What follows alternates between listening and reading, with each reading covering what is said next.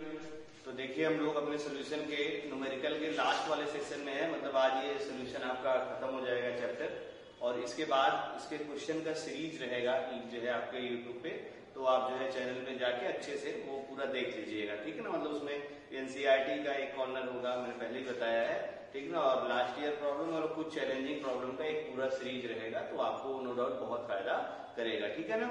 इसके बाद देखो हमें कुछ चीजें और मैंने बोला जैसे 2-4 चीजें कुछ इधर उधर है, उसको मैं थोड़ा जल्दी जल्दी डिस्कस कर देता हूँ।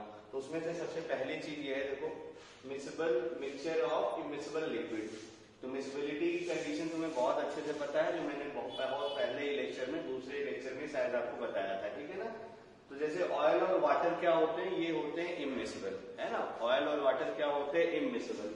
तो इमिसिबल का मीनिंग क्या है ये मैं आपको थोड़ा बता दूं तो समझ में आ जाएगा। मतलब जो इमिसिबल, जैसे ऑयल और वाटर अगर आप देखेंगे तो आपने शायद इसको पढ़ा होगा, याद करिए, यहाँ करके लिख देता हूं मैं, ये नॉट, ठीक ना, ये आपका होमोजीनियस मिक्सचर नहीं था, ठीक है ना। वाटर और ऑयल क्या होते हैं, not homogeneous mixture, not homogeneous mixture, ठीक है ना। अब ये होमोजीनियस मिक्सचर नहीं होते हैं, अच्छे से दिमाग में ये आपने कहीं कहीं पढ़ा जरूर होगा। और ये जो होता है ना ऑयल एंड वाटर, ये एक्चुअली में क्या होते हैं, इमल्सन। ये क्या होता है तुम्हारा, इमल्सन, ठीक है ना। 9th की एनसीईआरटी याद करो तो वहां शायद आपने पढ़ा था इमल्सन, ठीक है ना। बाकी 12th में एक चैप्टर है सरफेस केमिस्ट्री, वहां अच्छे से इसको डील किया जाएगा क्या होता है इमल्सन, ठीक है ना। तो मिक्सचर ऑयल जो है, ऑयल और वाटर का, ये आपका इमिसिबल लिक्विड का एग्जांपल है। वाटर कार्बन डाइसल्फाइड, अच्छा तुम ऐसे भी देख सकते हो ना, ये सब नॉन पोलर है और वाटर देखो पोलर सॉल्वेंट है, ठीक है ना। ऐसे देखो वाटर और क्लोरोफॉर्म भी आपका इमिसिबल लिक्विड है, और H2O और फिनाइलेमीन भी आपकी जो है, फिनाइलेमीन समझ रहे होंगे आप, एनिलीन, फिनाइलेमीन यानी, और सिर्फ मैं क्या लिख सकता हूँ, एनिलीन, ठीक है ना। तो फिनाइलेमीन और ये क्या है तुम्हारा, एनिलीन, है ना। एनिलीन का फॉर्मूला तो आप जानते हैं, देखो फिनाइल बनाया मैंने और इसी में NH2 लगा दो तो ये क्या हो जाता है, एनिलीन, ठीक ना। बाकी तो सब फॉर्मूला लिखा ही है, तो आपको अच्छे से क्लियर हो गया होगा। चलिए ये तो कहानी थी थ्योरी वाला। अब इस पे न्यूमेरिकल कैसे आता है इसको देखा जाए, ठीक ना। एक न्यूमेरिकल भी हम लोग करेंगे, पहले इसका कॉन्सेप्ट थोड़ा हम लोग देखते हैं। तो कॉन्सेप्ट के लिए देखो जरा ध्यान से, हम लोग मान लेते हैं कि अपने पास दो लिक्विड जो इमिसिबल हैं, ठीक है ना, उनको ए और बी मान लिया जाए। मतलब एक कॉन्सेप्ट इसका बना लिया जाए ताकि न्यूमेरिकल में अपने को अच्छे से काम में समझ में आए कि न्यूमेरिकल हम लोग कैसे इसको सॉल्व करेंगे, ठीक है ना। तो हमने देखो क्या किया, ये लिक्विड ले लिया, ठीक ना, ए और बी, लिक्विड ए और बी का ये मिक्सचर है, यहाँ लिख दे रहा हूं मैं। ये क्या है हमारे पास, ये है लिक्विड ए, है ना, और प्लस लिक्विड बी, ठीक है, लिक्विड बी, और दोनों क्या है, इमिसिबल। मतलब हमने जो लिक्विड लिए हैं ये दोनों लिक्विड क्या है, ठीक ना, आर इमिसिबल। ये दोनों लिक्विड जो है क्या है, ये है तुम्हारे इमिसिबल, ठीक है ना। ये तुम्हारे इमिसिबल है, अच्छे से दिमाग में रखे रहना, ये है तुम्हारे इमिसिबल, ठीक है ना। अब देखना ध्यान से, मैं जूम कर लेता हूं, जो लिक्विड ए है इसका मोल फ्रैक्शन XA है, जो लिक्विड बी है इसका मोल फ्रैक्शन XB है। अपने मन से हमने मान लिया कि इनके सबके XA मोल और XB मोल है, ठीक है ना। तो अब देखना ध्यान से, जब ये प्योर फॉर्म में थे तो इनके मतलब ये मोल फ्रैक्शन कितने थे, इनका पेपर प्रेशर यूज कर लूं मैं, मान लेता हूं मैं ए का प्रेशर है P0A और जो बी का प्रेशर है प्योर स्टेट में वो कितना है, P0B के बराबर, ठीक है ना। तो हम लोग क्या करें, देखो जब ये लिक्विड आप आएंगे तो यहाँ से क्या होगा, देखो वेपर बन जाएगी। अब जब वेपर के फॉर्म में ये गया तो वेपर के कंपोजिशन में हम लोग मान लेते हैं कि यहाँ पे जो वेपर में ए का मोल फ्रैक्शन है YA है और जो बी का मोल फ्रैक्शन है वो YB है, ठीक है ना। तो इस कंडीशन से हम लोग अगर लिक्विड में, ठीक है ना, आपसे पूछूं जरा P टोटल बताइए यहाँ कितना है लिक्विड में, तो P टोटल की वैल्यू क्या हो जाएगी, देखो PA और प्लस क्या हो जाएगा, PB के बराबर। बात क्लियर हुई, P टोटल क्या हो जाएगा, PA प्लस PB के बराबर। तो अब PA की वैल्यू भी तुम्हें पता है, PA की वैल्यू क्या है तुम्हारे पास, देखो P0A और क्या हो गया, देखो XA और प्लस इधर से देखो क्या हो गया, P0B और क्या हो गया तुम्हारा, देखो XB। तो ये P टोटल का देखो फार्मूला आ गया, और किस स्टेट में आ गया, देखो लिक्विड वाले स्टेट में। क्लियर हुआ ना।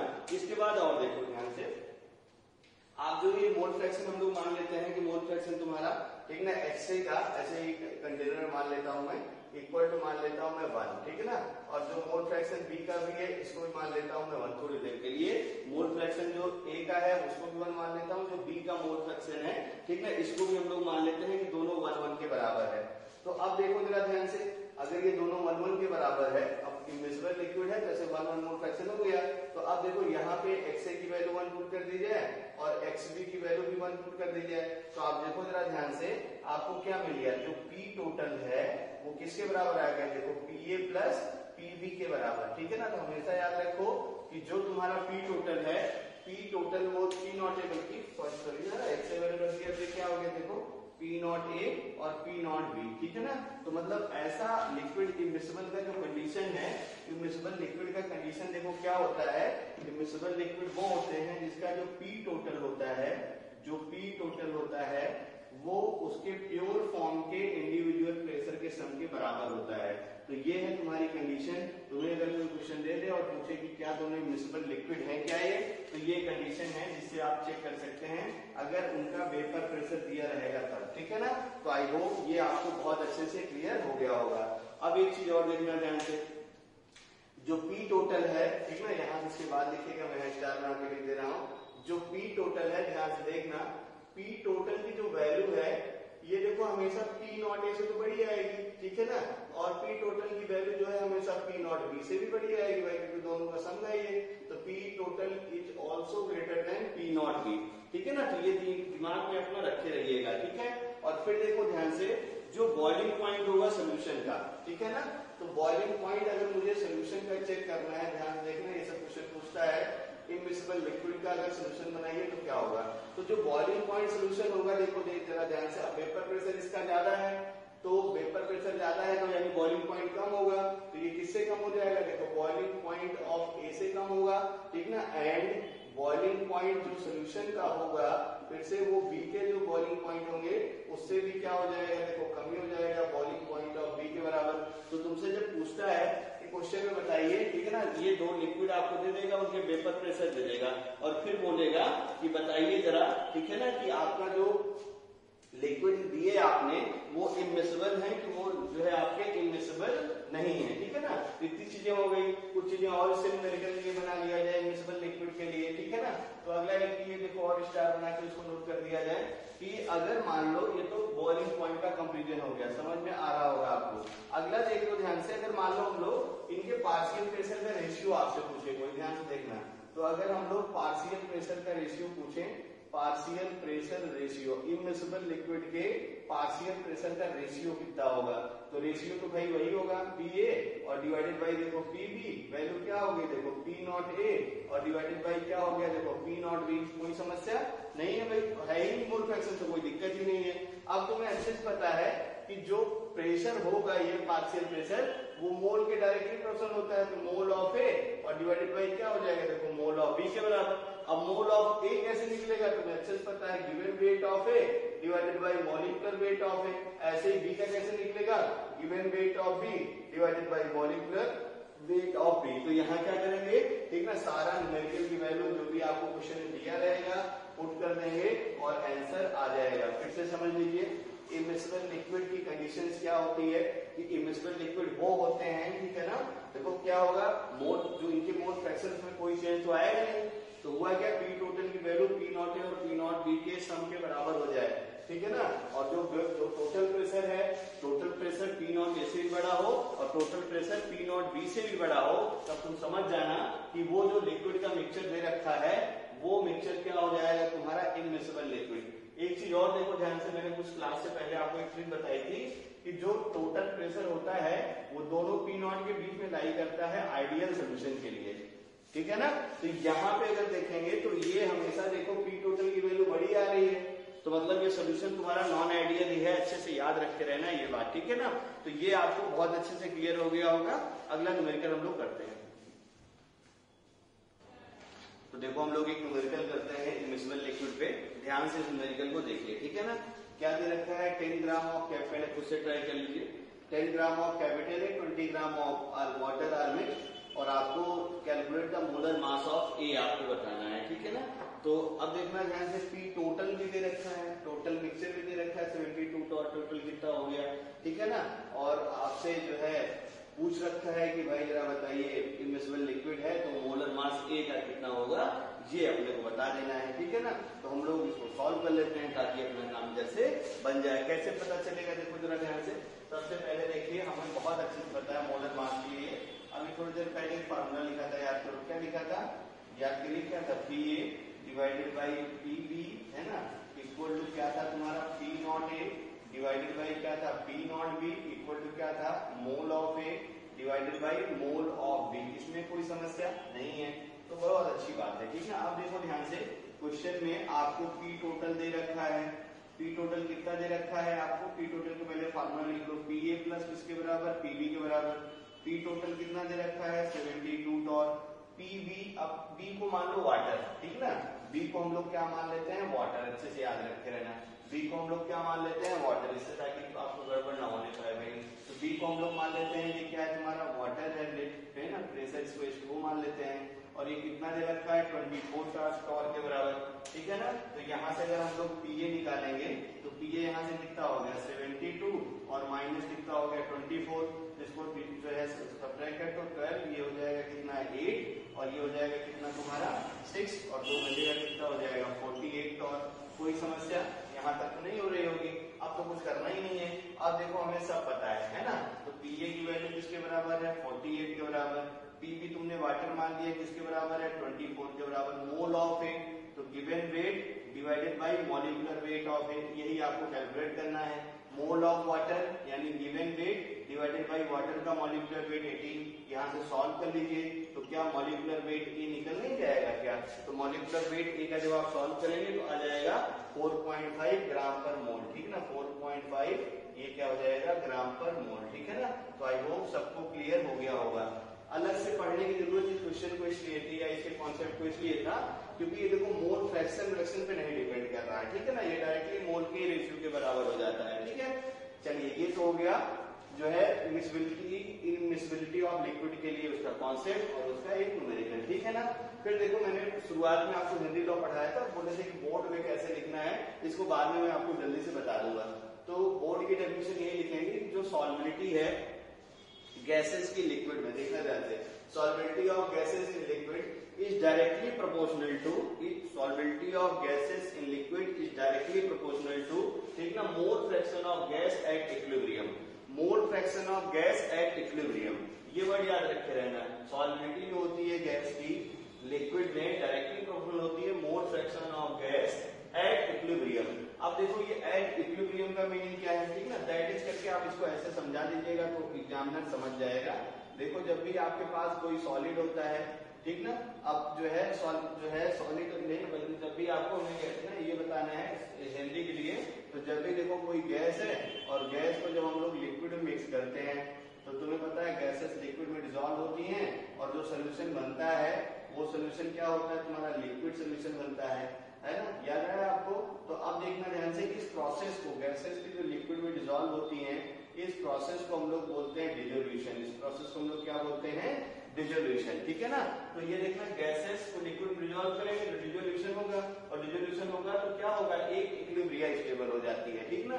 तो इस इक्विलिब्रिया पे, ठीक ना, आपने देखो जो है सॉल्युबिलिटी ऑफ गैस, तो सॉल्युबिलिटी ऑफ गैस जो भी है इसको मान लेते हैं हम लोग, यानी और करके लिख सकता हूँ कि जो आपका प्रेशर इक्विलिब्रियम है, ऐसे लिखूंगा प्रेशर इक्विलिब्रियम, ठीक है ना, ये डायरेक्टली प्रोपोर्शनल टू, देखना ध्यान से, सॉल्युबिलिटी ऑफ गैस, ठीक है ना, solubility of gas is directly proportional to, ठीक है ना, कितना mole fraction of gas at equilibrium. तो इसको मैं ऐसे सीधा सीधा लिखना चाहूँ तो लिख सकता हूँ कि pressure equilibrium directly proportional to क्या हो जाएगा, जो भी अमाउंट है, ठीक ना, गैस का उसका सॉल्युबिलिटी है ना, मतलब गैस की जो भी सॉल्युबिलिटी होगी उसके बराबर।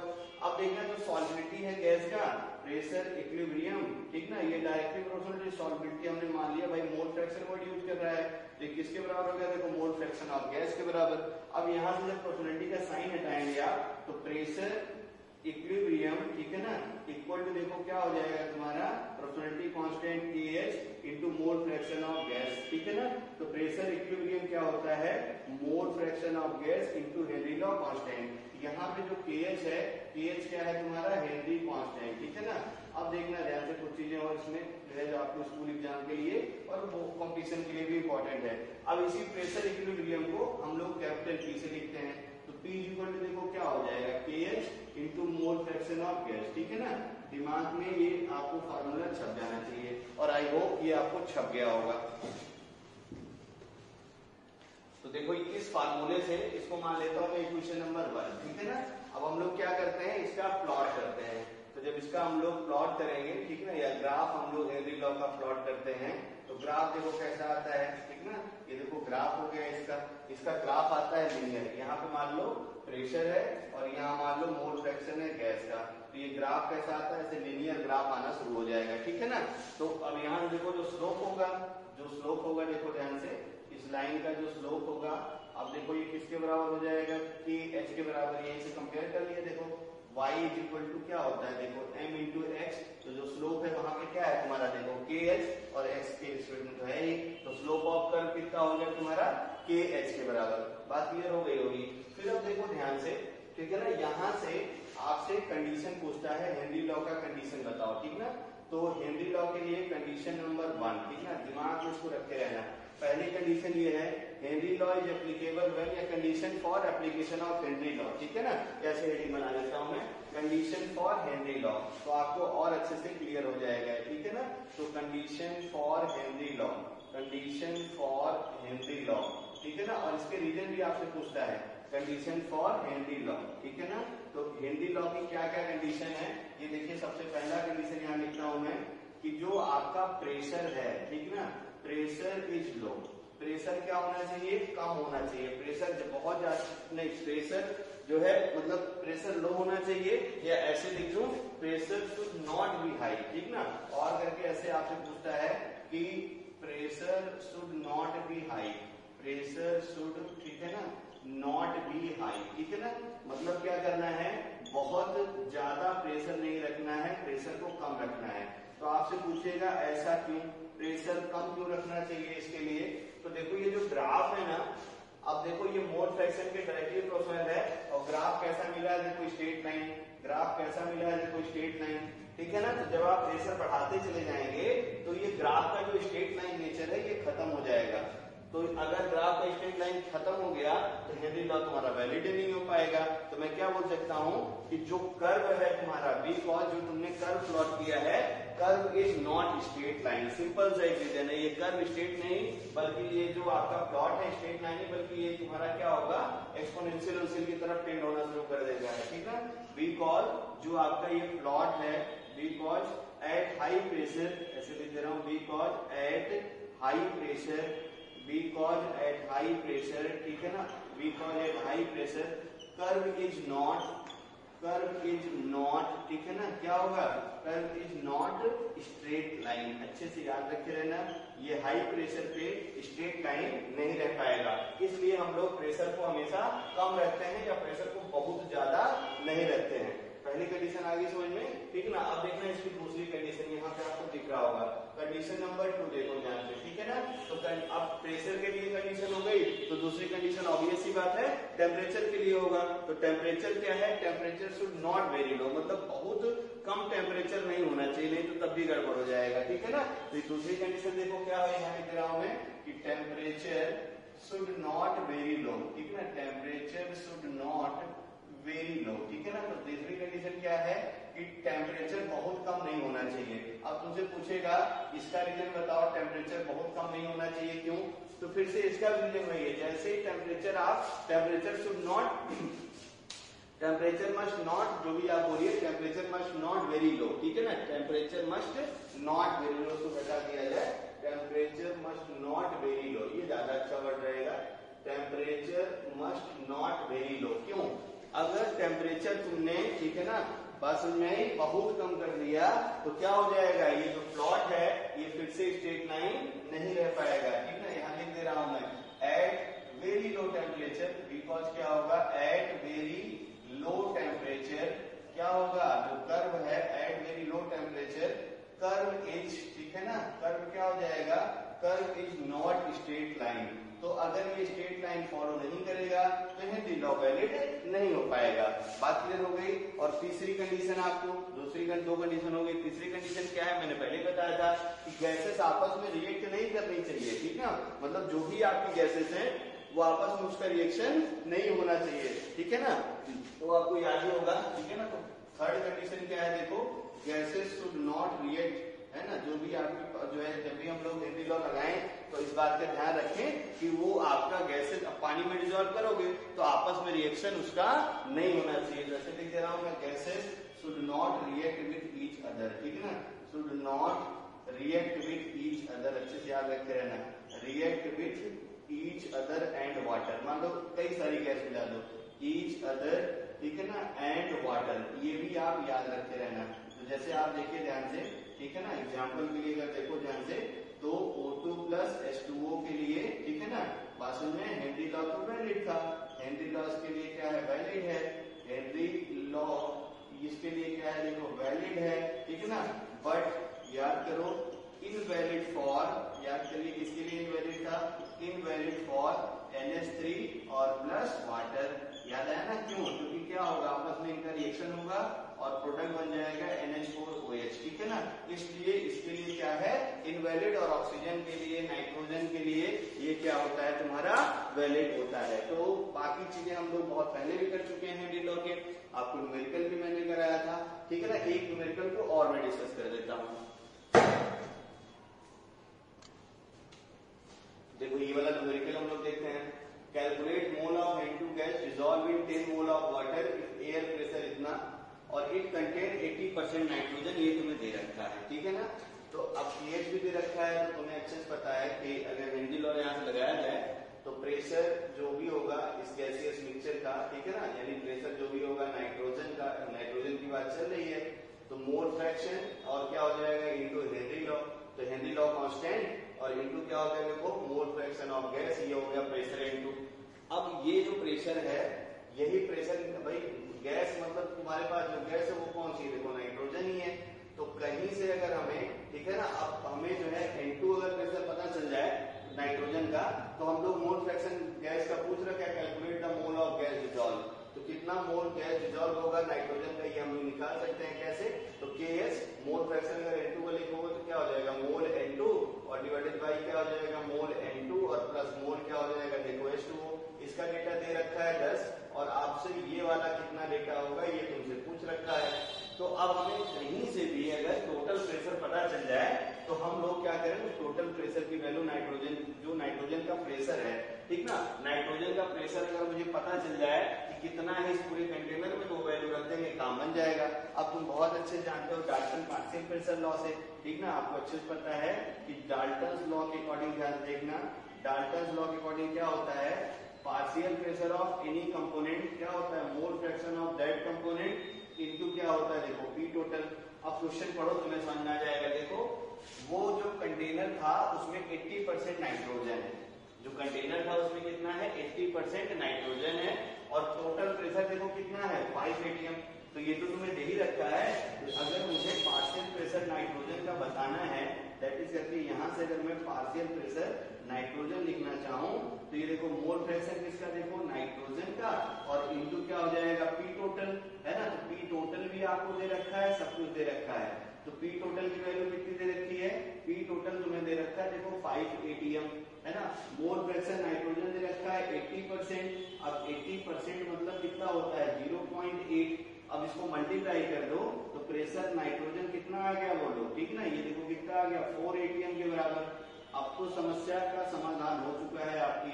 अब क्या करेंगे, इस वैल्यू को ले जाके यहाँ पे रख दीजिए, pH की वैल्यू गिवन है और मोल N2 के लिए सॉल्व कर लीजिए, आंसर आ जाएगा।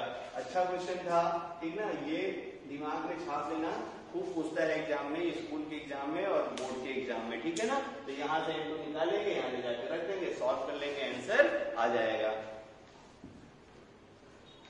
इसके बाद देखो मैंने यहाँ पे लिखा है very important NCERT data based problem. तो ये मेंस और नीट के लिए बहुत इंपॉर्टेंट डेटा है आपकी बुक में।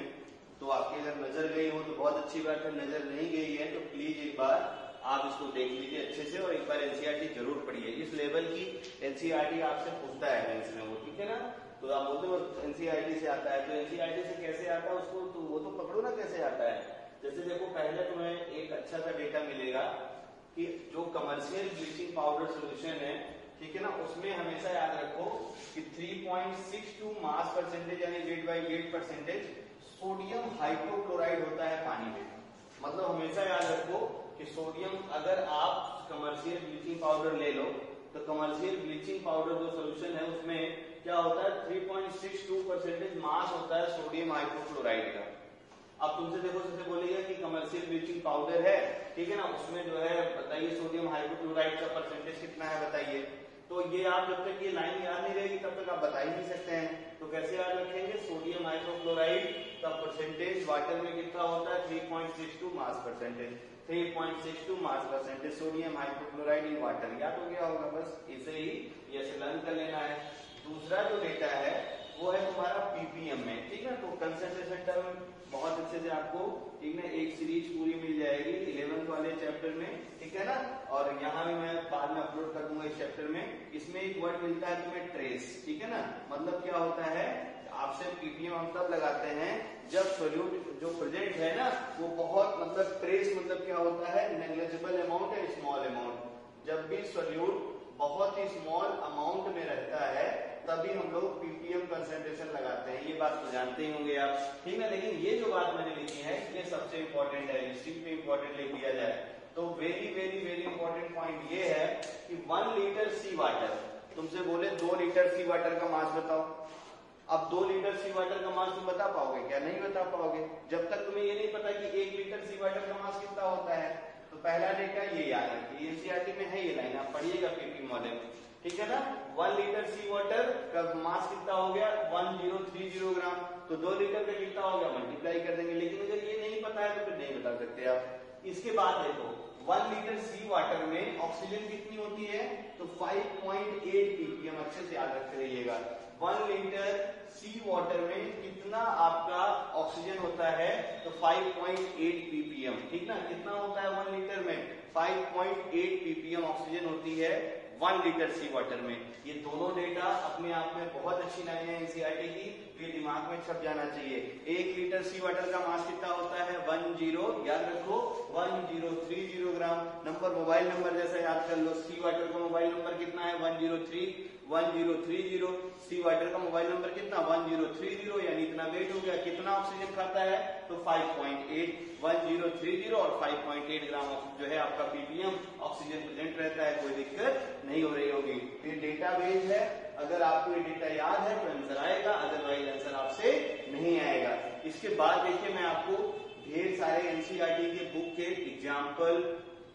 एग्जाम्पलर और इंटेस्ट के मिला के होमवर्क दे रहा हूं। कुछ प्रॉब्लम मैं सॉल्व भी कर दूंगा और आपको ये पूरा अच्छे से कर लेना है, ठीक है। ये देखो मैंने कुछ एग्जाम्पल लिख दिए हैं, है ना। अच्छे से ये देखना बुक आपको कैसे सॉल्व करनी है। ऑल एग्जाम्पल, और एग्जाम्पल में मेरे साइड से जो इम्पोर्टेंट क्वेश्चन है वो ये है, ठीक है ना। और जिसमें मैंने ये बॉक्सेस बना रखे हैं, ठीक है ना, याद रखते रहना।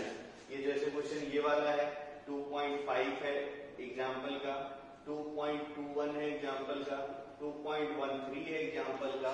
एक्सरसाइज में 2.21 करना तो सब है आपको, ठीक है ना। बाकी ये मैंने सिर्फ इम्पोर्टेंट लिखे हैं। और ये 2.36 हो गया और 2. ये आपका 40 हो गया। कितनी प्रॉब्लम होंगे ये, टोटल 6 है ना। टोटल ये 6 प्रॉब्लम में आप देखेंगे इधर उधर करते, है ना। इसमें से 2 प्रॉब्लम एग्जाम में आती ही आती है स्कूल के लिए, ठीक है ना। तो ये एनसीईआरटी मतलब बोर्ड का बड़ा फेवरेट क्वेश्चन है, तो ये क्वेश्चन आप जरूर बनाइएगा। इसमें तो मैं ये वाले इधर के सॉल्व कर दूंगा, बहुत अच्छा क्वेश्चन है। इधर से भी एक सॉल्व कर दूंगा मैं, ये वाला बहुत अच्छा क्वेश्चन है ये, ठीक है ना। तो इसको थोड़ी देर बात करता हूँ मैं। और फिर क्या करना, देखो मैंने ऑल इन टेक्स्ट, मतलब ऑल इन टेक्स्ट में सब कुछ इंपॉर्टेंट है, मैं इधर कुछ भी नहीं छोड़ रहा हूँ। तो इसमें मतलब जितना भी टेक्स्ट है सब इंपॉर्टेंट प्रॉब्लम है।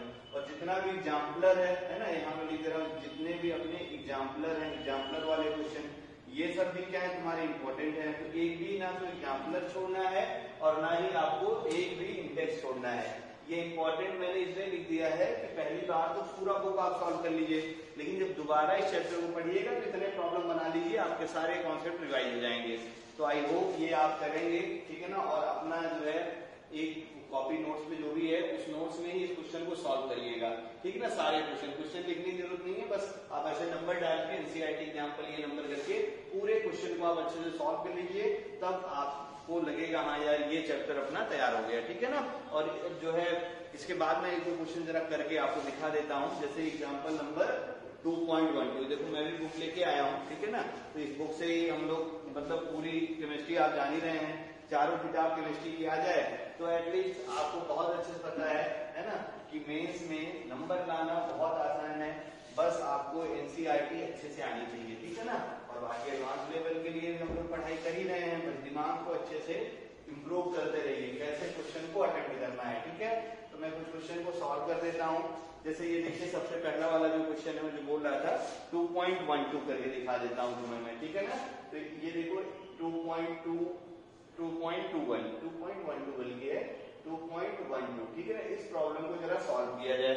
तो इस प्रॉब्लम में देखो क्या दे रखा है, तुम्हें दे रखा है, ठीक है ना, कि आपके पास ये एग्जाम्पल का है लेकिन बहुत अच्छा क्वेश्चन है ये, ठीक है। ये एग्जाम्पल का 2.12 है लेकिन देखना ध्यान से, बहुत अच्छा क्वेश्चन है ये। तुमसे बोल रखा है कि तुम्हारे पास 2 ग्राम बेंजोइक एसिड है, 2 ग्राम बेंजोइक एसिड ये तुम्हें दे रखा है। 2 ग्राम बेंजोइक एसिड भी है ना, इसका मॉलिक्यूलर फार्मूला भी दे रखा है, और मॉलिक्यूलर फार्मूला दे रखा है C6H5COOH, ठीक है ना। ये डिसॉल्विंग, ये इसको जो है डिसॉल्व किया जाता है, ध्यान से देखते रहिएगा। डिसॉल्व इन, जो डेटा दे रखा है ऐसे क्वेश्चन को बनाया करिए। ये दे रखा है देखो 25 ग्राम ऑफ बेंजीन, ये क्या होता है 25 ग्राम ऑफ बेंजीन में डिसॉल्व होता है, ठीक है ना। So that diffusion freezing point equal to 1.62। तो होता क्या है, ये डिफ्यूजन फ्रीजिंग पॉइंट दिखाता है, मतलब फ्रीजिंग पॉइंट क्या होता है इसका डिक्रीज कर जाता है, और डिफ्यूजन फ्रीजिंग पॉइंट कितना हो रहा है ये भी तुम्हें दे रखा है 1.62 केल्विन दे रखा है, ठीक है ना। इतना दे रखा है। मोलर डिफ्यूजन कांस्टेंट, ठीक है ना, मतलब तुम्हें केएफ की वैल्यू भी दे रखी है, और केएफ की जो वैल्यू है वो दे रखा है 4.9 केल्विन, है ना, किलोग्राम और मोल की पावर -1, ठीक है ना। इतना आपको दे रखा है। What is the percentage of association, ठीक है ना। और तुमसे क्या पूछ रखा है, परसेंटेज ऑफ एसोसिएशन, ये तुमसे पूछ रखा है percentage of association if it form dimer, ठीक है। इफ क्या होता है, इफ इट फॉर्म डाइमर। ये तो क्वेश्चन का लैंग्वेज था, जो मैंने आपको क्वेश्चन को पढ़ के लैंग्वेज को समझा दिया कि कैसे इस क्वेश्चन को हमें करना है। तो सबसे पहले क्या किया जाए, ये चीज हम सबसे पहले हिट करते हैं। तो सबसे पहले देखिए आप ध्यान से, आप पहले क्वेश्चन को पढ़ के इसकी मीनिंग समझिए। ये फॉर्म डाइमर, तो देखो जो बेंजोइक एसिड है ये किसका काम करेगा, देखो सोल्यूट का काम करेगा। डिसॉल्व इन, यानी जो बेंजीन है ये किसका काम करेगी, बोलो, ये काम करेगा सॉल्वेंट का काम करेगा। यहां तक तो कोई दिक्कत नहीं है।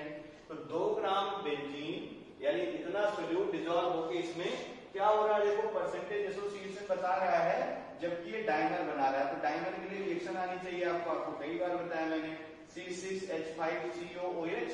जब इसके 2 मॉलिक्यूल लेंगे तो डाइमर बनाएगा, तो कैसा हो जाएगा C6H5COOH, और ये क्या हो जाएगा देखो होल ट्वाइस, ठीक है ना। अब हमें क्या परसेंटेज एसोसिएशन बताना है, तो आपको बहुत अच्छे से पता है कि काम पड़ेगा वांट ऑफ फैक्टर का और काम पड़ेगा अल्फा का, ठीक है ना। काम पड़ेगा किसका, वांट ऑफ फैक्टर का, और काम पड़ेगा किसका, वांट जो है अल्फा का। तो वांट ऑफ फैक्टर कैसे पता चले, अल्फा कैसे पता चले, इन्हीं चीजों को अगर हम लोग हिट कर लें तो सारा काम अपना बन जाएगा। तो कैसे हम लोग सॉल्व करते हैं इस क्वेश्चन को जरा ध्यान से देखिएगा। तो लैंग्वेज पकड़ के एक चीज समझ में आ गई ना आपको। चलिए सबसे पहले क्वेश्चन में देखो आपको डेल्टा टीएफ दे रखा है, पहला काम यही करते हैं, ठीक ना। आपको क्या दे रखा है, देखो डेल्टा टीएफ तुम्हें दे रखा है, तो पहले हम लोग इसी को जरा यूज करते हैं, ठीक है ना। तो इसको जरा यूज कर लो। तो डेल्टा टीएफ आपको बहुत अच्छे से पता है, सिंस देखो ये 3 पार्ट में प्रॉब्लम है, ध्यान में रखे रहना। डेल्टा टीएफ इक्वल टू क्या होता है, केएफ इंटू एम, और इंटू क्या हो गया वांट ऑफ फैक्टर। अब बेंजोइक एसिड है, अब यहां से अगर वांट ऑफ फैक्टर को हम लोग सब कुछ डेटा रख दिया जाए तो डेल्टा टीएफ कितना दे रखा है 1.62। केएफ की वैल्यू कितनी दे रखी है, तो केएफ की वैल्यू तुम्हें दे रखा है, वो दे रखा है कितना 4.9। देखो केएफ कितना दे रखा है 4.9। अब देखो मोलरिटी, मोलरिटी तो मुझे दे नहीं रखी है, तो मोलरिटी हम लोग निकाल सकते हैं। मोलरिटी क्या होगी, देखो mole of solute divided by क्या हो जाएगा, देखो mass of solvent, mass of solvent, और सॉल्वेंट का जो मास है आप देखो जरा ध्यान से, ये किसमें दे रखा है, ग्राम में, तो यहाँ क्या करना पड़ेगा, 1000 से मल्टीप्लाई करना पड़ेगा, कोई दिक्कत नहीं है यहाँ पे। फिर अब अगला देखो ध्यान से, इसको और थोड़ा सॉल्व कर लिया जाए भाई। तो हमारे पास आपको बच्चे से देखो ध्यान से, वन का फैक्टर की बात करें, ऑर्गेनिक कंपाउंड है, 1 हो गया, कोई दिक्कत ही नहीं है। तो ये इंटू क्या कर दिया जाए, 1 ऐसे लिख दे रहा हूँ फिलहाल, इनिशियल जो दे रखा उसके लिए। तो यहाँ से और थोड़ा सॉल्व किया जाए, तो ये देखो क्या हो गया, 4.9 है ना, और मोल ऑफ सॉल्यूट क्या हो गया, 2 gram divided by molecular mass of benzoic acid, ठीक है ना। जो मॉलिक्यूलर मास है बेंजोइक एसिड का उसको मान लेते हैं, चलो भाई M2 या M1 जो भी आप मान लीजिए उसके बराबर है। बुक पढ़ेंगे तो बुक में शायद M2 मान के सॉल्व कर रखा है, तो आप एक बार बुक को भी देख लीजिएगा, बुक में M2 मान के सॉल्व करना है, टेंशन मत लीजिए, जो भी आप मानेंगे आ जाएगा। तो इसका मास हो गया, मोलर मास इतना, ठीक है ना, इंटू कितना हो गया देखो 1000, और पूरे का डिवीजन मास ऑफ सॉल्वेंट, तो सॉल्वेंट का मास कितना है देखो 25 ग्राम के बराबर। अब यहाँ से थोड़ा और इक्वेट कर लिया जाए, तो ये कितना हो गया देखो 4.9 इंटू 2 इंटू 1000, और पूरे का डिवीजन देखो क्या हो गया, m इंटू यानी जो भी मॉलिक्यूलर मास है बेंजोइक एसिड का वो हम यहाँ से निकाल सकते हैं, और ये कितना हो गया तुम्हारा 25, और ये कितना हो गया 1.62। तो यहाँ से हम लोग m सॉल्व कर लेते हैं, तो m यहाँ से सॉल्व करोगे तो कितना हो गया देखो 4.9 इंटू 2 इंटू 1000, ठीक है ना, और पूरे का डिवीजन कितना हो गया देखो 1.62 इंटू कितना हो गया 25। इसको सॉल्व कर लेना, तो इसको जब सॉल्व करोगे तो ये डेटा आ जाएगा तुम्हारा 241.98, ठीक है ना। तो ये है तुम्हारा इतना ग्राम पर मोल, यानी ये आपका बेंजोइक एसिड का, आप देखो जरा ध्यान से, बेंजोइक एसिड का ये थ्योरेटिकल मॉलिक्यूलर मास है। कौन सा मॉलिक्यूलर मास है तुम्हारा, थ्योरेटिकल जो है, या जो तुम्हारे से बोल दो जो एक्सपेरिमेंट हमने किया है, ऐसे समझ लीजिए, जो एक्सपेरिमेंटल मॉलिक्यूलर मास है ये है, उल्टा मैंने बोल दिया था, ये कौन सा मॉलिक्यूलर मास है, एक्सपेरिमेंटल मॉलिक्यूलर मास है। और उसका जो मॉलिक्यूलर मास ओरिजिनल है उसको तो हम कैलकुलेट ही कर सकते हैं, और उसी के रेशियो को अपन क्या बोलते हैं, 1/2 फैक्टर, इसी चीज को हमें काम में लाना है। तो ये हो गया देखो ध्यान से, इसका जो आपका मॉलिक्यूलर मास आया सॉल्व करके 241 जो है 0.98, ये क्या हो गया तुम्हारे यहाँ नीचे लिख दिया जाए 241, ये तुम्हारा क्या आ गया, experimental molar mass of benzoic acid, है ना। ये क्या है तुम्हारा देखो ध्यान से, ये है तुम्हारा experimental molar mass of benzoic acid, molar mass of benzoic acid in benzene, है ना, molar mass of benzoic acid in benzene. ये क्वेश्चन में ही दे रखा है, इसलिए इसको लिखना जरूरी है। तो बेंजीन में इसका मॉलिक्यूलर मास जो है वो कितना आ गया, 241.98। इतनी बात क्लियर हो गई, ये हो गया इस क्वेश्चन का पहला पार्ट, ठीक है ना। अब इस क्वेश्चन के दूसरे पार्ट में देखो, इधर ही सॉल्व करता हूँ स्पेस बचा के, ठीक है ना। तो दूसरे पार्ट में देखो क्या कह रहा है कि आपका ये जो बेंजोइक एसिड है ये डाइमर बनाता है। तो डाइमर का रिएक्शन मैंने अभी थोड़ी देर पहले लिखा था, 2C6H5COOH, ये देखो डाइमर बना लेगा, और ये क्या हो जाएगा देखो C6H5COOH, और यहाँ से क्या हो जाएगा होल्ड वाइज। बात क्लियर हो गई। तो अब हम लोग क्या करते हैं, इसका निकालते हैं जरा डिग्री ऑफ डिसोसिएशन कितना होगा। तो मान लेता हूं भाई, ठीक ना, इसका जो इनिशियल मोल है, इनिशियल मोल हम लोग मान लेते हैं, इनिशियल रहेगा 0। अब क्या मान लेते हैं, डिग्री ऑफ एसोसिएशन, तो degree of association is equal to मैं x मान लूं। तो अगर फाइनल मोल लिखूंगा मैं, तो ये कैसे लिखेंगे इसको जरा ध्यान से देखिए। तो फाइनल मोल कितना हो गया देखो, अब 1 से निकल रहा है x, तो ये कितना निकलेगा 1 माइनस 1 से हो गया x, यानी 1 माइनस x। अब यहाँ से देखो पहले स्टोइकियोमेट्री लगाओ, तो 2 से कितना मिल रहा है 1, तो 1 से कितना मिलेगा 1/2, तो जो यहाँ से निकलता है इसी में हमें कैलकुलेट करना रहता है, तो कितना मिल जाएगा x/2। तो अब अगर हम लोग 1/2 फैक्टर निकालें, तो 1/2 फैक्टर क्या होता है, फाइनल मोल डिवाइडेड बाय क्या होता है, इनिशियल मोल टेकन कितना था। तो फाइनल मोल देखो क्या है 1 माइनस x, और प्लस क्या हो गया देखो x/2, ठीक है ना। और पूरे का डिवीजन इनिशियल मोल कितना हो गया, इसको अगर सॉल्व कर लिया जाए तो आप बताइए जरा कितना हो जाएगा देखो 2 माइनस 2x और प्लस x, पूरे का डिवीजन देखो 2 हो गया। इसको और थोड़ा सॉल्व कर दो, तो 2 और ये क्या हो जाएगा माइनस x डिवाइडेड बाई 2, यानी 1/2 फैक्टर कितना आ जाएगा 1 माइनस x/2। ये हो गया इस क्वेश्चन का दूसरा पार्ट, ठीक है ना। तो 1/2 फैक्टर तुम्हें आ गया 1 माइनस x/2, ठीक है। इसके बाद इसके तीसरे पार्ट देखते हैं। तो देखो इसके 2 पार्ट हो गए, तीसरे पार्ट में आ जाओ। तो वन हाफ फैक्टर क्या होता है? Normal molecular weight divided bye abnormal molecular weight. Abnormal molecular weight वही जो तुमने अभी कैलकुलेट किया था, ठीक है ना, मतलब जब आपने बेंजोइक एसिड को बेंजीन में डिसॉल्व किया था, तो नॉर्मल मॉलिक्यूलर वेट इसका बेंजोइक एसिड का कितना हो जाएगा? देखो कार्बन हो गए 7 यानी 12 into 7, हाइड्रोजन हो गए 6 और 2 ऑक्सीजन हो गया कितना? 32, ठीक ना। जो है कार्बन हो गए 7, हाइड्रोजन हो गए कितने? 6 और 2 हो गए तुम्हारे क्या? ऑक्सीजन, तो यानी कितना हो गया? 32। जोड़ के आप निकालेंगे तो ये आ जाएगा 122, ठीक है ना। और पूरे का डिवीजन तुमने इसको निकाला था, कितना आया था? 241.49 आया था शायद, कितना आया था? 241, ठीक है ना, 241.98 आया था, ठीक है ना। ये डेटा आपको वहां से देख लीजिएगा, पहले दिया था मैंने।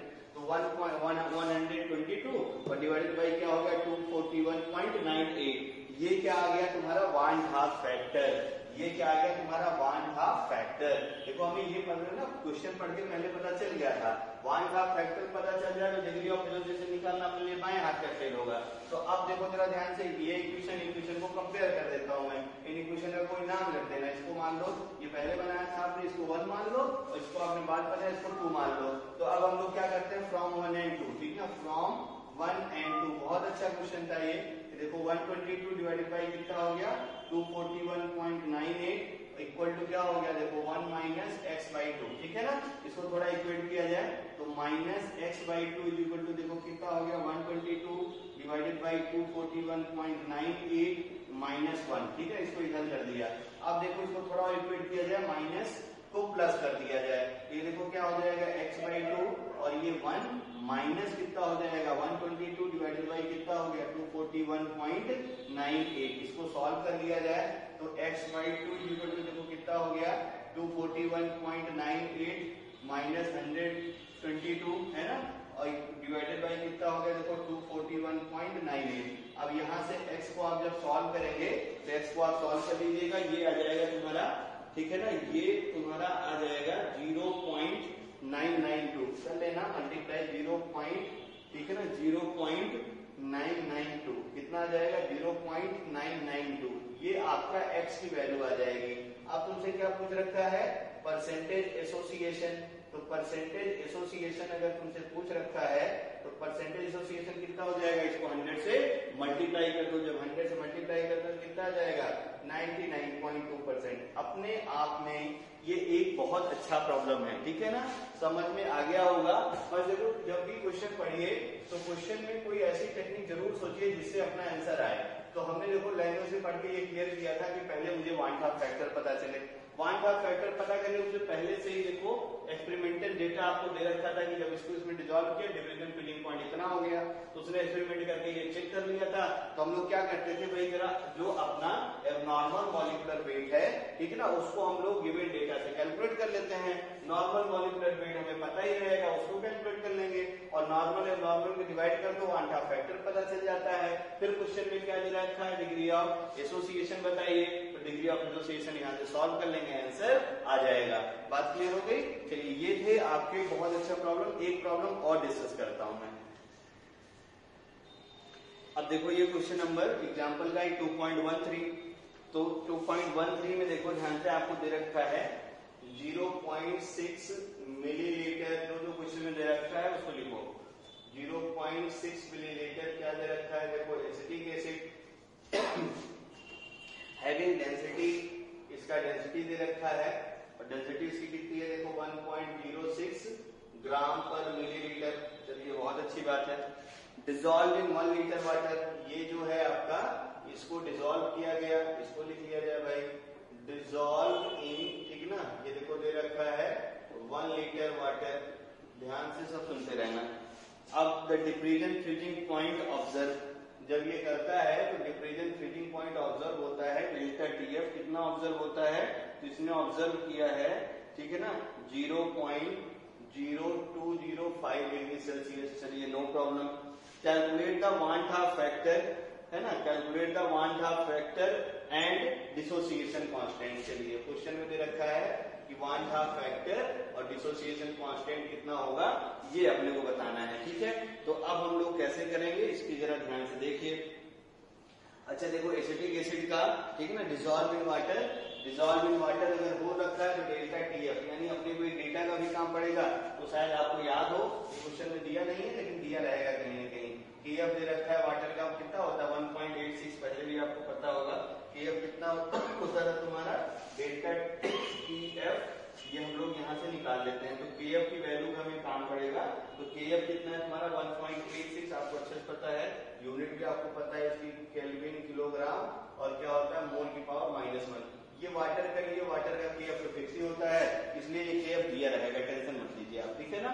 चलिए सबसे पहले हम लोग देखते हैं हम लोग क्या कैलकुलेट करें ताकि अपना काम बन जाए, ठीक है ना। तो अब देखो जरा ध्यान से, इतना मिलीलीटर डिसॉल्व हो रहा है इतना लीटर वाटर में, तो 1 लीटर वाटर मतलब आप अगर देखें ध्यान से, और एसिटिक एसिड है तो और कोई दिक्कत नहीं होने वाला। तो सबसे पहले हम लोग क्या किया जाए ताकि अपने को 1/2 फैक्टर तक पहुंचने का मामला मिल जाए, तो हम लोग एक काम करते हैं, डेल्टा टीएफ तो दे ही रखा है, ठीक है ना, हम लोग जरा डेल्टा टीएफ से जो है यूज करके कितनी मोलरिटी आएगी ये कैलकुलेट कर लेते हैं, और कितना मोलरिटी ओरिजिनल है ये कैलकुलेट कर लेते हैं, और दोनों का रेशियो निकाल देंगे तो वही तुम्हारा क्या हो जाएगा 1/2 फैक्टर हो जाएगा, ठीक है ना। तो अब देखो जरा ध्यान से, हम तो इसको सॉल्व किया जाए ताकि अपना काम बन जाए। एक बार क्वेश्चन और पढ़ दिया जाए ताकि आपको ये एग्जांपल देख लीजिएगा अच्छे से, ठीक ना। 0.6 मिलीलीटर एसिटिक एसिड इसमें डिसॉल्व होता है, और आपको जो है बताना है कि भाई कितना हो जाएगा, ठीक है। तो सिंपल सा सॉल्व करना शुरू कर देते हैं, देखना ध्यान से। सबसे पहले अगर मैं मोलरिटी निकालने सोल्यूशन का, तो मोलरिटी क्या हो जाएगा, देखो mole of solute divided by, ठीक ना, ये देखो क्या हो जाएगा मास ऑफ सॉल्वेंट, डिसॉल्व है ना, मास ऑफ सॉल्वेंट, और वो भी किसमें किलोग्राम में। चलिए पहले हम लोग निकालते हैं मोल ऑफ सोल्यूट। तो मोल ऑफ सोल्यूट कैसे निकलेगा, देखो ध्यान से, मोल ऑफ सोल्यूट, ठीक है। तो मोल ऑफ सोल्यूट का अगर मैं यहाँ फार्मूला लिखूं, देखना ध्यान से, तो मोल सोल्यूट कैसे निकलेगा, तो मोल सोल्यूट निकालने का फार्मूला क्या हो जाएगा, देखो मास ऑफ सोल्यूट और divided by molar mass of solute, ध्यान देखते रहना। ये क्या हो गया, देखो मोलर मास ऑफ सोल्यूट, तो मोल ऑफ सोल्यूट कितना हो जाएगा, देखो ध्यान से, मास ऑफ सोल्यूट, तो वॉल्यूम ऑफ सोल्यूट तुम्हें दे रखा है, वॉल्यूम ऑफ सोल्यूट दे रखा है, इनटू डेंसिटी ऑफ सोल्यूट भी तुम्हें दे रखा है, कोई दिक्कत नहीं है। और molar mass of solute, acetic acid का मोलर मास कितना हो जाएगा 60 हो जाएगा। ये देखो कार्बन का कितना हो गया 24, हाइड्रोजन का कितना हो गया तुम्हारा 4, और ऑक्सीजन का कितना हो गया, कार्बन देखो 24 हो गया, और प्लस कार्बन 3 है बल्कि, तो कार्बन कितना हो गया तुम्हारा 36 हो गया, और हाइड्रोजन का 4 हो गया, ऑक्सीजन का 32 हो गया, ठीक है ना। तो ऑक्सीजन का कितना हो गया 32, तो ये जोड़ लीजिए आप, कितना हो गया, कितने हो जाएंगे तुम्हारे, इसका मोलर मास कितना आ जाएगा एसिटिक एसिड का, जोड़ लो, कहीं गड़बड़ हो रहा है क्या, तो ये कार्बन 2 ही है भाई, 24 ही तो है ना, तो 24, और ये कितना हो गया 28 और 30, यानी कितना हो गया 60, सही लिखा था मैंने। तो ये देखो वॉल्यूम कितना है, वॉल्यूम है तुम्हारा 0.6 मिलीलीटर, है ना। डेंसिटी कितनी है, देखो 1.06 यूनिट लिखने से फायदा ये मिलेगा कि क्या आपको मास ग्राम में ही मिल रहा है ना, तो ये क्लियर हो जाएगा। यहाँ देखो मिलीलीटर मिलीलीटर कैंसिल हो गया, तो मल्टीप्लाई होकर क्या बच गया ग्राम, तो इसके जो मोल आ गए है ना, इसका डेटा मैं लिख दे रहा हूँ, इससे देख के, तो इसका मोल आ जाएगा 0.0106, ठीक है ना, ये आ गया तुम्हारा इतना मोल, ठीक है। तो अब देखो ध्यान से, हमें क्या बताना है मोलरिटी, तो मोलरिटी यहाँ से जरा सॉल्व की जाए, तो मोलरिटी कितनी आ गई, देखो मोल कितना आ गया 0.0106 डिवाइडेड बाई, ठीक है ना, मास ऑफ सॉल्वेंट। तो अब देखो 1 लीटर है, तो 1 लीटर आपको अच्छे से पता है, 1 लीटर वाटर को हम लोग क्या लिख सकते हैं, देखो 1000 मिलीलीटर ऑफ H2O लिख सकते हैं, और वाटर की डेंसिटी तुम्हें पता है, डेंसिटी H2O कितना होता है 1 ग्राम पर मिलीलीटर, कोई समस्या नहीं होनी चाहिए यहाँ से। तो अब हम लोग यहाँ से जरा मास निकाल लेते हैं, तो मास ऑफ सॉल्वेंट कितना हो जाएगा, देखो इसका वॉल्यूम कितना है 1000 मिलीलीटर, और इसकी डेंसिटी कितनी है 1 ग्राम पर मिलीलीटर, ठीक है ना। अब देखो मिलीलीटर मिलीलीटर कैंसिल हो गया, तो मास बचेगा ग्राम में, इसलिए 1000 मल्टीप्लाई भी करूंगा, ये कैंसिल हो गया। तो आप देखो जरा ध्यान से, मोलरिटी कितनी आ गई 0.0106, ये क्या हो गया देखो मोल, है ना, मोल पर किलोग्राम, यानी ये मोलरिटी आ गई, या इसी को सिंपल सा लिख दिया जाए मोलल, ठीक है ना, कोई दिक्कत यहाँ से नहीं होनी चाहिए, ठीक है। अब देखो जरा ध्यान से, क्वेश्चन में फिर से देखो, तो जब ऑब्जर्व किया है, तो जब इसको इसमें डिसॉल्व किया तो डेल्टा टीएफ इतना आया, ठीक है ना। अब हम लोग क्या करते हैं, डेल्टा टीएफ, ठीक है ना, कैलकुलेटेड कितना है ये निकाल लेते हैं हम लोग। तो delta TF is equal to क्या हो जाएगा, केएफ इंटू एम इंटू क्या हो जाएगा 1/2 फैक्टर। एसिटिक एसिड ऑर्गेनिक है 1 ले लो, केएफ वाटर का 1.86 और मोलरिटी कितनी है 0.0106, मल्टीप्लाई कर लोगे तो डेल्टा टीएफ मल्टीप्लाई कर लेना इसको, ये आ जाएगा 0.0197 केल्विन, ठीक है ना।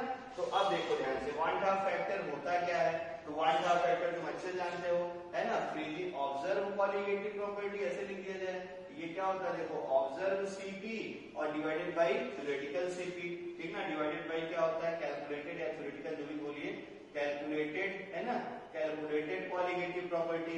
तो ऑब्जर्व कॉलीगेटिव प्रॉपर्टी कितनी निकाली तुमने 0.0205 और थ्योरेटिकल जो आपने कैलकुलेट कर लिया वो कितना आ गया 0.016। अब देखो यानी 1/2 फैक्टर तुम्हें यहाँ से मिल जाएगा और ये आ जाएगा 1.041। कैलकुलेशन सारी चेक कर लेना, वैसे डेटा है तो सही है, ठीक है ना। तो ये हो गया तुम्हारा 1.041, ये आ गया 1/2 फैक्टर। अब काम पड़ेगा अपने को रिएक्शन का, तो एक पार्ट हो गया, अब 1/2 फैक्टर हम लोग देखते हैं। 1/2 फैक्टर की डिग्री ऑफ डिसोसिएशन देखते हैं, एकदम आसान सा देखो। अब हमारे पास जो डिसोसिएट होने वाला मॉलिक्यूल है वो कौन सा है, एसिटिक एसिड। तो एसिटिक एसिड को डिकम्पोज करोगे तो क्या हो जाएगा CH3CO- और क्या हो गया H+। अब देखने ध्यान से मान लेते हैं कि इसका इनिशियल मोल N मोल है ना, मोल तो निकाल के रखता है, देखो इतना है तो मैं इसको N मान लेता हूँ, ठीक है ना। तो से इसको हम लोग क्या मान लेते हैं, ऐसे यहाँ से इसको हम लोग स्मॉल n मान लेते हैं, ठीक ना। तो N मोल ये था 0,0, ये था तुम्हारा इनिशियल मोल। अब मैं फाइनल मोल लिखूंगा, तो अब देखो मान लेता हूँ degree of dissociation is equal to इसका अल्फा है, तो 1 से निकलेगा कितना, 1 से निकलेगा अल्फा, तो n से कितने निकलेगा n अल्फा, तो ये क्या हो जाएगा n माइनस n अल्फा। अब जो यहाँ से निकल रहता है इसी के हम लोग कैलकुलेट करते हैं, तो 1 मोल से 1 मोल तो n अल्फा से ये कितना बनेगा n अल्फा, 1 मोल से 1 मोल तो n अल्फा से कितना बनेगा ये n अल्फा। अब अगर 1/2 फैक्टर यहाँ लिखूं तो 1/2 फैक्टर क्या होता है final mole divided by initial mole. Final mole देखो क्या हो गया n minus n alpha plus n alpha और प्लस n अल्फा और पूरे का डिवीजन इनिशियल मोल कितना है ये कैंसिल हो गया। अब इसको अगर डिवाइड कर दो तो ये देखो क्या हो जाएगा 1 और प्लस अल्फा बाई n, ठीक है ना, कोई दिक्कत नहीं होनी चाहिए, ठीक है ना। तो ये तुम्हारी वैल्यू देखो क्या आ गई 1/2 फैक्टर कितना हो गया 1 प्लस अल्फा बाई n, ठीक है ना। तो अब हम लोग क्या करेंगे यहां से, ठीक ना, यहां से हम लोग क्या करेंगे आई की वैल्यू इसको कुछ रख दिया जाए भाई, है ना। तो 1/2 फैक्टर ये आ गया तुम्हारा, देखो ध्यान से दोनों कंपेयर कर लो तो आई इक्वल टू देखो क्या मिल गया 1 प्लस अल्फा बाई n। तो आई की वैल्यू तुम्हारे पास है 1.041, ठीक ना, इक्वल टू 1 प्लस अल्फा पता करना है और n तुम्हारे पास है कितना है 0.0106। यहां से आप क्या करिएगा अल्फा सॉल्व कर लीजिएगा, तो अल्फा जब सॉल्व कर लेंगे तो अल्फा की वैल्यू आ जाएगी, ठीक है ना, ये तुम्हें दे रखा है। अल्फा की वैल्यू जब सॉल्व कर लोगे तो ये तुम्हें मिल जाएगा 0.041, ठीक है ना, ये आ जाएगा अल्फा 0.041, ठीक ना, ये मिल जाएगा अल्फा। क्वेश्चन को और पढ़ लेते हैं 1/2 factor and dissociation constant of acid, ठीक है ना। तो ये देखो डिग्री ऑफ डिसोसिएशन मिल गया, अभी भी क्वेश्चन बना नहीं। अब तीसरे पार्ट में चलते हैं, थोड़ा सा इरेज करता हूं मैं इसको, ठीक है ना। अब देखो हमें क्या बताना है dissociation constant of acetic acid. तो डिसोसिएशन कांस्टेंट तुम्हें लिखना बहुत अच्छे से पता है। डिसोसिएशन कांस्टेंट अगर एसिटिक एसिड का लिखना है तो किसका कंसंट्रेशन देखो CH3COOH माइनस का कंसंट्रेशन इंटू H+ का कंसंट्रेशन और पूरे का डिवीजन किसका कंसंट्रेशन देखो एसिटिक एसिड का कंसंट्रेशन। अब तो कोई समस्या है नहीं, ये कितना है देखो n अल्फा, ये भी कितना है देखो n alpha divided by n common ले लो, ये कितना हो गया 1 माइनस अल्फा, n से n कैंसिल हो गया तो ये क्या हो जाएगा देखो n alpha square divided by 1 minus alpha और इधर से क्या है Ka, सारी वैल्यू पता है, ठीक ना, ये देखो सारी वैल्यू पता है। n की वैल्यू पहले सॉल्व किया था 0.106, अल्फा तुमने निकाल लिया है कितना है 0.041, सब वैल्यू पुट कर देना और अच्छे से सॉल्व कर लेना, डिसोसिएशन कांस्टेंट तुम्हें मिल जाएगा।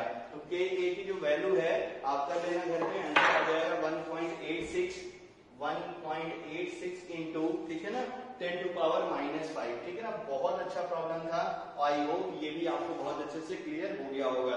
वीडियो एक बार रिवाइंड करके दोनों प्रॉब्लम के जरूर देख लेना, बहुत ही अच्छे प्रॉब्लम थे अपने आप में ये। तो देखो कुछ चीजें और थोड़ी बातें ध्यान में रखे रहो। टेम्परेचर जो है ना वो कैसे वेपर प्रेशर पे डिपेंड करता है, तो उसका एक फार्मूला है LNP ln RT volume final, ठीक ना, enthalpy of vaporisation divided by RT। ये फार्मूला आपसे पूछा हुआ है, इसलिए ये इस फार्मूले को थोड़ा दिमाग में रखे रहिए, ठीक है ना।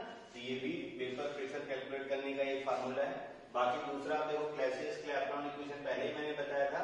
इस क्लैसियस क्लैपेरॉन का डिफरेंशियल फॉर्म मतलब क्या करो, टी के रिस्पेक्ट में इसको डिफरेंशिएट कर दो, तो dP ओवर dt हो जाएगा और टोटल प्रेशर यहाँ से P और डेल्टा H भी ये तो सब सेम ही रहेगा और R कांस्टेंट हो गया, ये क्या हो जाएगा d²।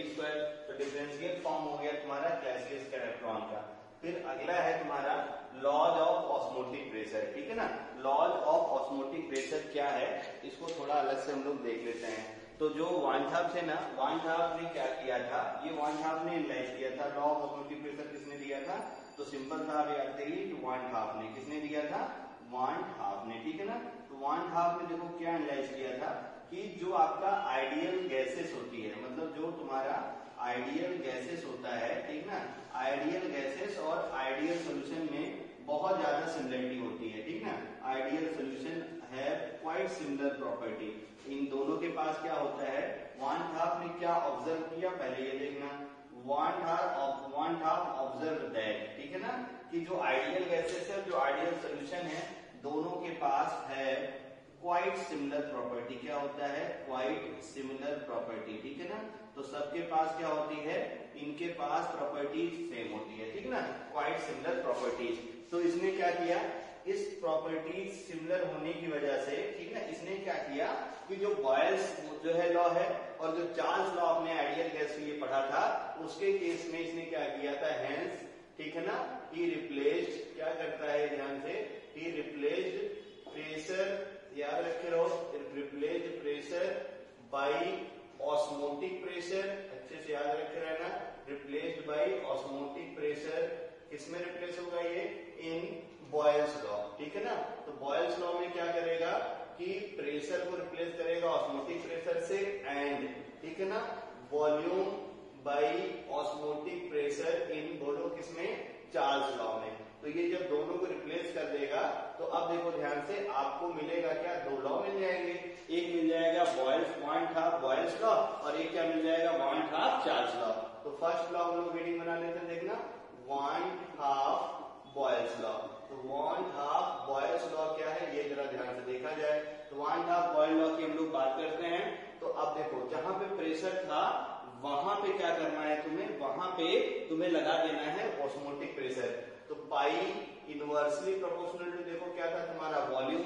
अब देखना ध्यान से, अगर मान लो इसको और लिखना चाहूं, ये क्या है, मोल है एक्चुअली में, तो ये देखो क्या हो जाएगा, L/V के बराबर। इसी को मैं क्या लिख सकता हूँ, पाई डायरेक्टली प्रोपोर्शनल टू क्या लिख सकता हूँ मैं, कैपिटल C के बराबर। या देखो क्या लिख सकता हूँ, pi into V equal to क्या हो गया, कांस्टेंट, ठीक है ना। तो यही क्या है, वान हाफ बॉयल्स लॉ, यही लॉ क्या है तुम्हारा, वान हाफ बॉयल्स लॉ, ठीक है ना। तो मतलब मैं बोल सकता हूँ कि एट कांस्टेंट टेम्परेचर एंड, ठीक है ना, एट कांस्टेंट टेम्परेचर, डेफिनेशन अगर बोले what is the van't Hoff Boyle's law, तो एट कांस्टेंट टेम्परेचर, ये वर्ड जोड़ देना, एट कांस्टेंट टेम्परेचर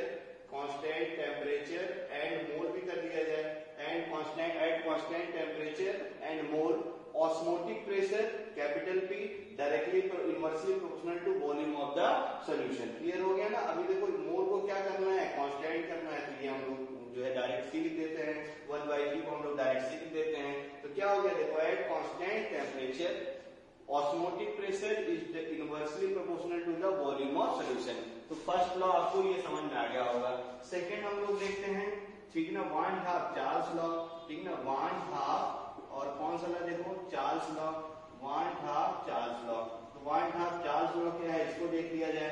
तो वान हाफ चार्ल्स लॉ का स्टेटमेंट क्या है, देखो जो भी तुम्हारा ऑस्मोटिक प्रेशर होता है, ठीक ना, एट कांस्टेंट, अब वही जो वॉल्यूम था उसके प्लेस पे हमें ऑस्मोटिक प्रेशर लिखना है, तो क्या लिखेंगे मैं, एट कांस्टेंट, बोलो at constant pressure, at constant क्या करूंगा मैं, प्रेशर के प्लेस पे किसको रिप्लेस किया, ऑस्मोटिक प्रेशर। तो एट कांस्टेंट ऑस्मोटिक प्रेशर ऐसे बोलूंगा मैं, at constant osmotic pressure volume of solution directly proportional to temperature. अब वॉल्यूम के प्लेस पे क्या लिखूंगा मैं, पाई ऐसे लिख दिया जाए, ठीक ना। तो एट कांस्टेंट ऑस्मोटिक प्रेशर, ठीक ना, at constant osmotic pressure for dilute solution, जो ऑस्मोटिक प्रेशर होता है एट कांस्टेंट, बल्कि एट कांस्टेंट ऑस्मोटिक प्रेशर नहीं, एट कांस्टेंट कंसंट्रेशन ऐसा बोला जाए, एट कांस्टेंट कंसंट्रेशन ये वर्ड डाला जाए, at constant concentration, at constant concentration osmotic pressure of solution directly proportional to क्या हो गया, एब्सोल्यूट टेम्परेचर। तो प्रोपोर्शनलिटी का साइन हटाएंगे तो कांस्टेंट आ जाएगा, यानी pi by T equal to क्या मिलेगा तुम्हें, कांस्टेंट। तो ये है तुम्हारा चार्ल्स 1/2 चार्ल्स लॉ, और ऊपर वाला क्या हो गया तुम्हारा 1/2 बॉयल्स लॉ, ठीक है। तो ये है आपका सॉल्यूशन के चैप्टर की कंप्लीट थ्योरी, सारे न्यूमेरिकल, सारे टाइप के प्रॉब्लम, ठीक है ना। बाकी इसके प्रॉब्लम की सीरीज आपको मिल जाएगी, है ना। एनसीईआरटी के जो एक्सरसाइज एग्जाम्पलर इन टेक्स्ट हैं उसका सोल्यूशन मैं हैंड रिटन लिंक में डाल दूंगा डिस्क्रिप्शन में, वहां से आप अच्छे से देख लीजिएगा। और बाकी मैं अच्छे अच्छे प्रॉब्लम की सीरीज बनाऊंगा, ठीक है ना, वो सीरीज आप जरूर देख लीजिएगा, ठीक है। रैंक बूस्टर करके वो सीरीज रहेगी जो कि आपको बहुत अच्छे से समझ, मतलब हर चीजें उसमें आ जाएगा, हर चीज का एक एक पैटर्न रहेगा, तो आपको बहुत अच्छे से चैप्टर क्लियर हो जाएगा। तो अगला टॉपिक हम शुरू करेंगे सॉलिड स्टेट। यहाँ तक के चैप्टर को अच्छे से, मतलब सोल्यूशन अब हो गया द एंड, ठीक ना। मैं सोल्यूशन के साथ कॉलिगेटिव प्रॉपर्टी के साथ यहाँ लिख देता हूँ द एंड, मतलब ये चैप्टर हो गया क्लोज, ठीक है ना। ये चैप्टर खत्म हो गया है, इसके आगे अब हम लोग शुरू करेंगे, ठीक है ना, अपना नेक्स्ट चैप्टर। तो यहाँ तक अच्छे से सारे वीडियोज को आप 1 by 1 करके देखेंगे तो नो डाउट ये चैप्टर बहुत अच्छे से आपको क्लियर हो जाएगा, ठीक है। तो यहाँ तक पढ़ते रहिए, नोट्स अच्छे से कंप्लीट कर लीजिए।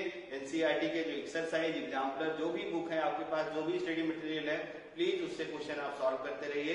Thank you.